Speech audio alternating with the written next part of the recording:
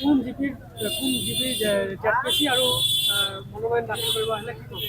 আমার নাম অমর আলী শেখ, পানবাড়ি রাঙামাটি জিলা পরিষদ সমষ্টির এআইডিএফ দলের মনোনীত প্রার্থী। মোর গাঁও পঞ্চায়তের সংখ্যা 8খন আর মোর ঘর বৰাইবাৰী গাঁও পঞ্চায়তৰ বৰাইবাৰী পাটফৰত। কোন দলৰ পৰা এআইডিএফ দলেৰ পৰা মনোনীত জেডপিচি কেণ্ডিডেট জেডপিচি ক্যান্ডিডেট। কেনেধৰণৰ আশা কৰিছে? আশা আমার 100% আশা। মই 2012 এবার নির্বাচিত হয়েছে জিলা পরিষদ মেম্বার, গতিকে এটা টার্ম মই গ্যাপ দিছোঁ ওমেন রিজার্ভেশন থাকার কারণে। এবিলে আকৌ ওপেন হয়েছে, সেইকাৰণে মোক দলৰ পৰা আকৌ মনোনীত কৰিছে। মই এইবিলে নিশ্চিত 100% জিকিম। কি প্ৰতিশ্ৰুতি লৈ যাব এইবাৰ?